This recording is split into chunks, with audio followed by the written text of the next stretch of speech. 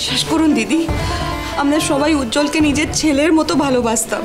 ছেলের মতো আর নিজের ছেলের মধ্যে অনেক ফারাক আছে দিদি। হ্যাঁ আছে। দিদি ভাই কিন্তু নিজের স্বামীকে হারিয়েছে, সেই যন্ত্রণাও কম নয়। আর যেখানে সবাই নিজের বরের মঙ্গল কামনা করে ঠাকুর পুজো করছে, সেখানে আমার দিদি নিজের হাজবেন্ডের মৃত্যু শোক বয়ে বেড়াচ্ছে। এটা কি কম কষ্টের?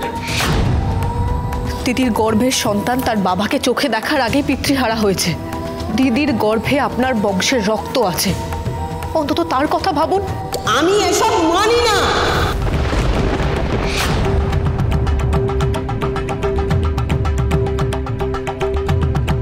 কি মানো না তুমি? না আমি জ্যোৎস্নাকে মানি, না ওর ওই গর্ভের আবর্জনাকে। দোলন, চুপ করুন আপনি।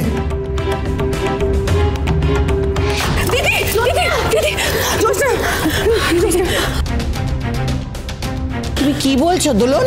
তোমার বংশের বাতিকে তুমি অস্বীকার করছো? কিসের বাতি? যার জন্মের আগে আমি আমার ছেলেকে হারিয়েছি, আর সেই পাপ আমি বিশ্বাস করি না। জ্যোৎস্নার গর্ভে যে সন্তান বড় হচ্ছে তার বাবা আমার ছেলে। আপনি নিজে একজন মহিলা হয়ে এরকম একটা কথা বলতে পারলেন? দোলন, আমার নাতনির নামে অপবাদ দিচ্ছ তুমি? এই বসু মল্লিক বাড়িতে দাঁড়িয়ে বসু মল্লিক বাড়ির মেয়ের চরিত্র নিয়ে প্রশ্ন তুলছো তুমি? সেই সুযোগটা তো আপনার নাতনি করে দিয়েছে আমাকে মাসিমা। বিয়ের পর থেকেই পুরনো প্রেমিকের সঙ্গে সম্পর্ক রেখেছে। এই কথাগুলো উনি জানলেন কি করে?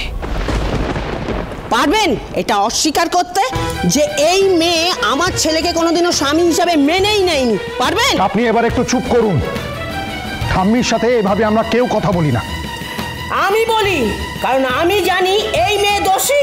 মাসিমা, যার দিকে আঙুল তুলছেন তাকে একবারও জিজ্ঞেস করেছেন তার মনের অবস্থাটা কেমন? কোনো কথা, কোনো গাল গল্প আমি কিচ্ছু শুনতে চাই না। ওই মেয়ের সাথে আমার পরিবারের কোনো সম্পর্ক নেই। এরকম কথা বলবেন না দিদি, আমার মেয়েটার জীবনটা শেষ হয়ে যাবে। একটু ভেবে দেখুন, একটু ভেবে দেখুন। দোলন, সমাজ কি বলবে সেই কথাটা একবার ভেবে দেখেছো? সমাজ কি করবো আমি এই সমাজ নিয়ে? মাসিমা, আপনাদের ভাগ্য ভালো যে আপনার মেয়েকে আমি থানায় টেনে নিয়ে যাচ্ছি না। আমার ছেলের খুনের দায়ে ওর নামে কেস করছি না। কেস তো আমরাও করতে পারি মাসিমা।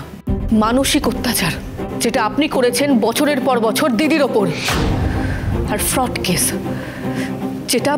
যেটা জামাইবাবু করেছে দিদির সাথে। কি ফ্রড করেছে আমার ছেলে? শুধু একতরফা শুনে গেলেন, আপনি একবারও দিদির দিকটা ভাবলেন না। শুভ বিবাহ সোম থেকে রবি প্রতিদিন রাত 10:30টায় স্টার জলসায় ও জিও হটস্টারে।